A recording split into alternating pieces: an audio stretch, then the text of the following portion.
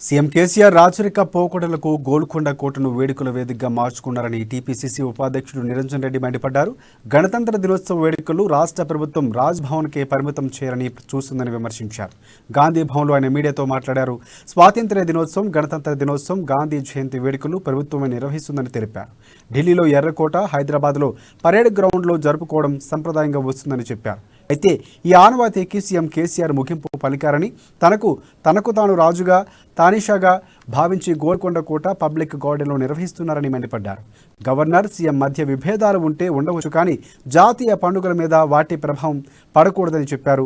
రాజ్యాంగబద్ధంగా జాతీయ పండుగలు జరపాలని సూచించారు. 26 జనవరి రిపబ్లిక్ డే. దురదృష్టం ఏంటంటే రిపబ్లిక్ డేను, ఆ ఉత్సవాలను రాష్ట్ర ప్రభుత్వం రాజ్భవన్కే పరిమితం చేసి ఉత్సవాలు నిర్వహించుకోవాలని అనుకోవటం అనేది ఇవాళ పేపర్లో చూడటం జరిగింది. అది చాలా దురదృష్టకరమైన మాట మనం చేస్తా ఉన్నాం. మన దేశంలో independence day, republic day, Gandhi జయంతిని జాతీయ పండుగలుగా నిర్వహించుకోవటం జరుగుతుంది. అది ప్రభుత్వం కూడా ప్రకటించి నిర్వహిస్తుందన్న మాట మనం చేస్తా ఉన్నాం.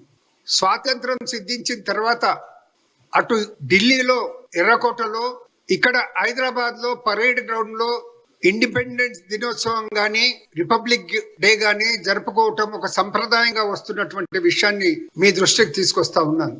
వేలాది